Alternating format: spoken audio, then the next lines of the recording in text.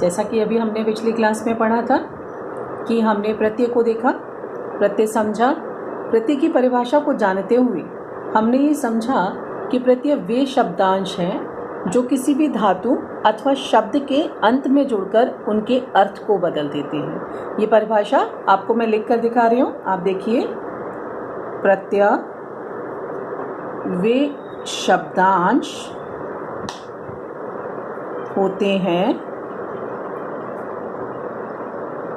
जो धातुओं अथवा शब्दों के अंत में जुड़कर उनके अर्थ व स्वरूप को बदल दें।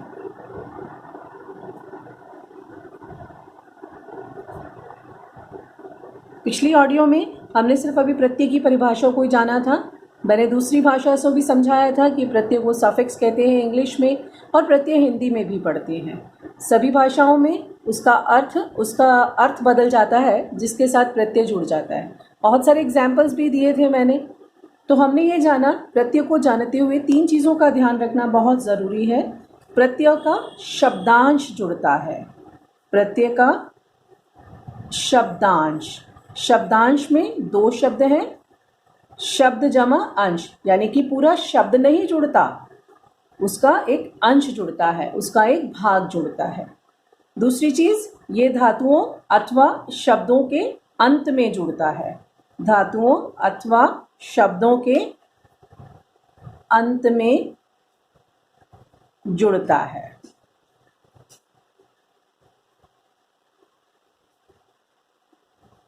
और तीसरी चीज, ये जुड़ने के बाद उसके अर्थ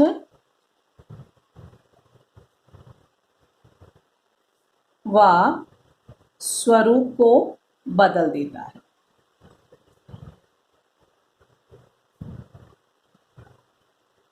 मैंने अभी असाइनमेंट में आपको कुछ शब्द दिए थे। उन शब्दों में जैसे एक शब्द दिया था मैंने पारिवारिक। पारिवारिक शब्द के अंदर जो मूल शब्द है वो परिवार है और जो जुड़ा वो इक है। अगर आप इक शब्द को देखें तो इक का अपना कोई अर्थ नहीं है। इक का कोई भी अर्थ नहीं है बच्चों, ये एक शब्द जरूर है लेकिन इसका अर्थ नहीं है। और जब ये परिवार के साथ जुड़ा तो पारिवारिक शब्द एक भाववाचक संज्ञा को बना दिया उसने। इस प्रकार आपने देखा तीनों चीज़ों को कि हमने इक को जोड़ा, ये शब्द के साथ जुड़ा और जुड़ने के बाद इसके अर्थ और इसके स्वरूप को बदल दिया। आपने ध्यान किया ये तीनों चीज़ों का। मुख्य रूप से इन तीनों चीज़ों के आधार पर ही हम प्रत्यय के प्रश्न को करते हैं। अब हम प्रत्यय के भेद पढ़ते हैं बच्चों। मैंने प्रत्यय के भेदों का थोड़ा सा ज्ञान पिछले ऑडियो में दिया था।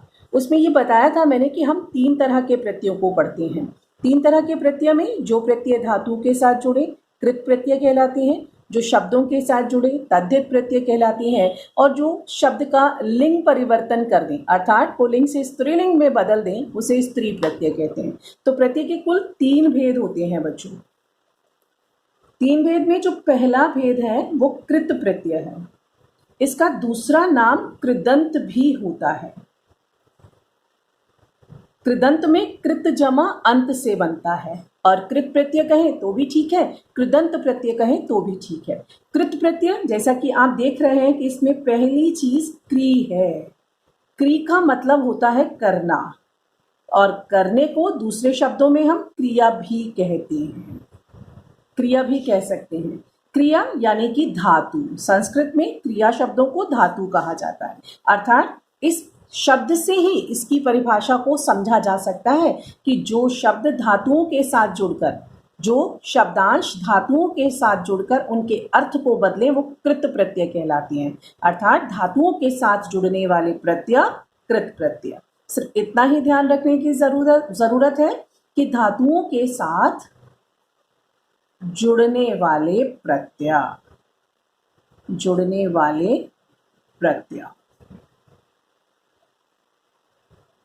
अब दूसरे प्रत्यय होते हैं बच्चों तद्धित प्रत्यय। तद्धित को अगर हम अलग करें तो तद्धित में जो मूल शब्द है वो तत् है, और तत् शब्द से का मतलब होता है शब्द। ये शब्द है बच्चों। तो यानी कि जो प्रत्यय शब्दों के साथ जुड़े उन्हें तद्धित प्रत्यय कहते हैं। जैसे धातुओं के साथ जुड़ने वाले प्रत्यय, और तद्धित प्रत्यय किसको कहेंगे? जो शब्दों के साथ जुड़ते हैं।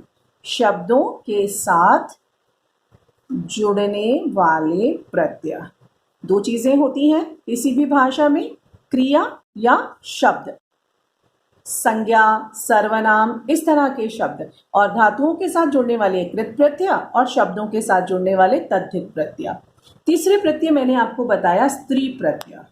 स्त्री प्रत्यय जो पुल्लिंग शब्दों को स्त्रीलिंग में बदल दें।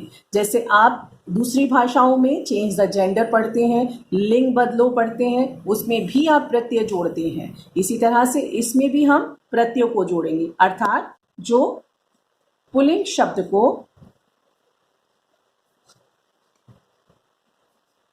स्त्री लिंग में बदल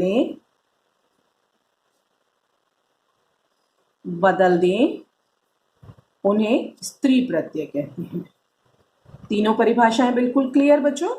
कृत प्रत्यय क्री होने के कारण धातुओं के साथ जुड़ने वाले प्रत्यय, तद्धित तत्शब्द होने के कारण शब्दों के साथ जुड़ने वाले प्रत्यय, और स्त्री प्रत्यय तो वैसे ही क्लियर है कि उसमें पुल्लिंग शब्दों को जो स्त्रीलिंग में बदल दें उन्हें हम स्त्री प्रत्यय कहते हैं।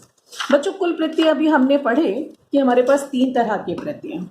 अभी इस क्लास में केवल हम कृत प्रत्यय पढ़ेंगे, यानी कि धातुओं के साथ जोड़ने वाले प्रत्यय। कुल कृत प्रत्यय के 9 भेद होते हैं बच्चों, लेकिन अभी हम 8th क्लास में इसके केवल 5 भेदों को पढ़ेंगे। 5 भेदों में से भी 3 भेद आपने क्लास 7th में पढ़े, आपने जाना होगा। मैं लिख कर दिखा देती हूँ बच्चों। कृत प्रत्यय के टोटल 9 भेद होते हैं, अभी हम सिर्फ 5 पढ़ेंगे। 5 में पहला प्रत्यय त्वा प्रत्यय।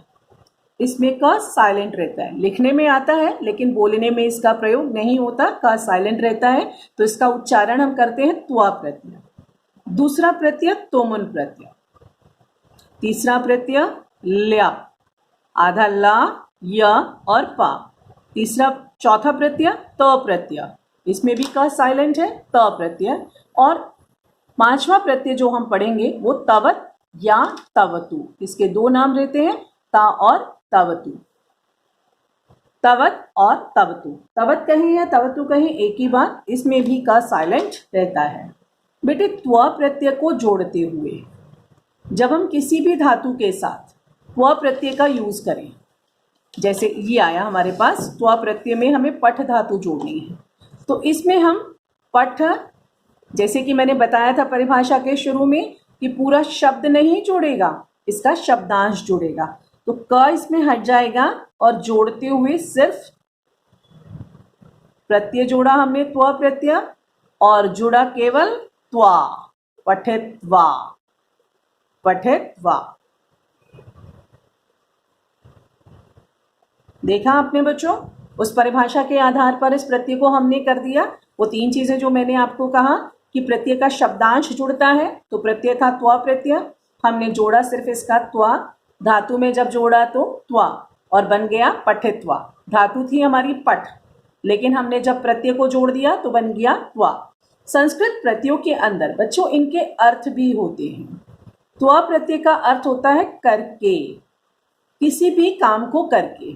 अब पठ धातु का मतलब होता था पढ़ना, और त्वा प्रत्यय को जोड़ा तो बन गया पठित्वा, और अर्थ बना पढ़ कर। आप इसको इस तरह से वाक्य में प्रयोग करते हैं, अहम पाठम पठित्वा क्रीडामि। मैं पाठ पढ़कर खेलता हूँ। समझ में आया कि हमने शब्दांश को जोड़ा और धातु को जोड़ा, तो एक नया शब्द हमारे सामने बन गया पठित्वा, और उसका अर्थ भी बदल गया। तो तीनों बातों का ध्यान रखना है। प्रत्यय का शब्दांश जुड़ता है, धातु या शब्दों के साथ जुड़ता है, और उसके अर्थ व स्वरूप को बदल देता है।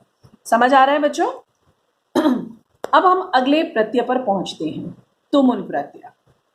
जब हमने इसमें तुमुन प्रत्यय को देखा तो तुमुन प्रत्यय का अर्थ होता है के लिए, और इसका जो शब्दांश जुड़ता है वो तुम जुड़ता है, तुम। और जब हम इसको जोड़ेंगे हस धातु के साथ में तो बनेगा हस जमा तुमुन इज इक्वल हसी तुम। हस का मतलब होता है हंसना और तुमुन का मतलब था के लिए, तो हंसने के लिए, हंसने के लिए। देखा आपने, धातु में जुड़ा, प्रत्यय का शब्दांश जुड़ा, नया शब्द और नया अर्थ मिल गया। इसको किस तरह से यूज किया जाता है वाक्य में? अहम हसितुम उद्यानम गच्छामि, मैं हंसने के लिए उद्यान में जाता हूं। इस तरह से। तीसरा प्रत्यय हमारा पढ़ेंगे हम ल्यप प्रत्यय। ल्यप प्रत्यय और त्वा प्रत्यय में कोई छोटा सा अंतर होता है बच्चों। इसका भी अर्थ होता है करके। दोनों प्रत्यय समान अर्थ के लिए प्रयोग किए जाते हैं। फर्क इतना है कि त्वा प्रत्यय बिना उपसर्ग के जुड़ेगा और ल्यप प्रत्यय जब भी उपसर्ग युक्त धातु आएगी तब ल्यप प्रत्यय का प्रयोग होगा, त्वा प्रत्यय का प्रयोग नहीं होगा। जब बिना उपसर्ग की धातु आए तो त्वा प्रत्यय और जब उपसर्ग के साथ धातु आए तो ल्यप प्रत्यय। सिर्फ इतना सा ही फर्क है। जैसे आ उपसर्ग है, गम धातु है और ल्यप प्रत्यय है। आ उपसर्ग है, गम धातु और ल्यप प्रत्यय। इसको जोड़ने के लिए बड़ा ही आसान तरीका, उपसर्ग से उपसर्ग ले लिया, गम धातु जैसे लिखी है वैसे ही लिखी, आधा माँ था मैंने आधा माँ लिख दिया, और ल्यप प्रत्यय का जो जुड़ता है बच्चों वो केवल य जुड़ता है। ल्यप प्रत्यय का क्या जुड़ेगा? केवल या। तो शब्द बन गया आगम्य। इसका मतलब बन गया आकर, क्योंकि गम धातु का मतलब होता है जाना और उपसर्ग लगाया आगे उसके आ, तो आ का मतलब ऑपोजिट बनाया उसने उसको, और आगम्य का मतलब हो गया आकर। गम का मतलब जाकर और आगम्य मतलब आकर। अगर हम केवल इसमें गम धातु को लेते और उपसर्ग नहीं लेते तो गम धातु को लेते हुए हम इसमें ल्यप प्रत्यय नहीं जोड़ सकते थे, क्योंकि इसकी कंडीशन है ये कि अगर उपसर्ग होगा तो ही ल्यप प्रत्यय लगेगा। अगर आ नहीं होता और गम जमा ल्यप हम कर देते तो हमारा आंसर आता ही नहीं। इसीलिए जब हम गम धातु के साथ में कोई भी उपसर्ग नहीं लेंगे तब हम उसको त्वा प्रत्यय को जोड़कर इसका आंसर बना सकते हैं। लेकिन ये कंडीशन बिल्कुल ठीक है बच्चों कि त्वा प्रत्यय बिना उपसर्ग की धातुओं के साथ और ल्यप प्रत्यय उपसर्ग युक्त धातु के साथ में।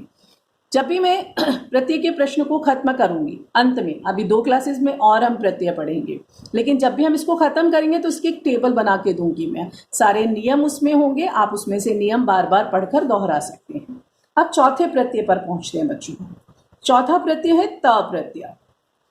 त प्रत्यय का अर्थ जो होता है ये धातु को भूतकाल में बदल देता है।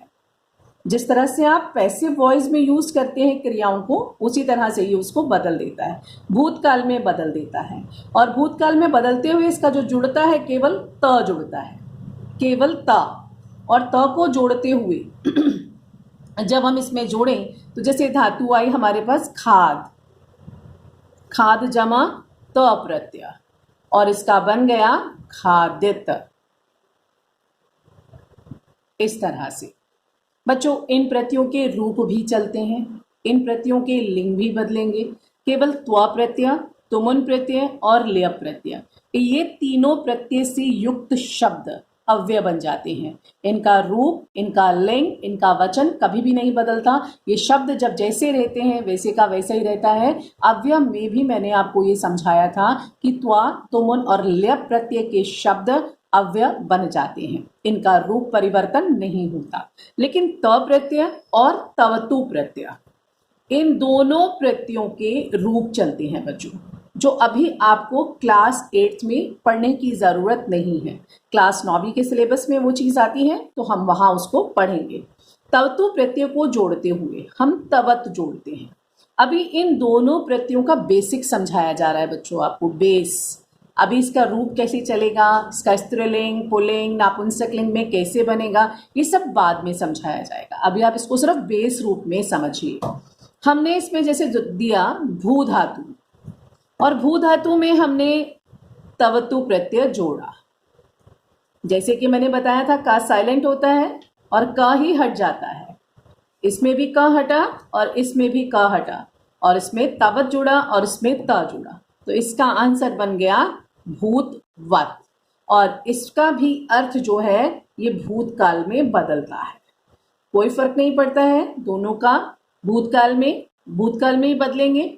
जब आप क्लास 9th में आएंगे तब इसका बताया जाएगा कि किस तरह से इसके परिवर्तन किए जाते हैं।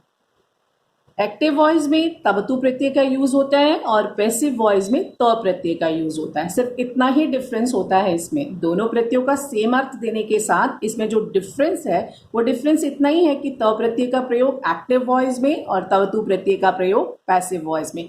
लेकिन अभी इसको आपको वाक्य में प्रयोग करना नहीं आता है, इसलिए इसको समझने की इतनी ज़रूरत अभी नहीं है।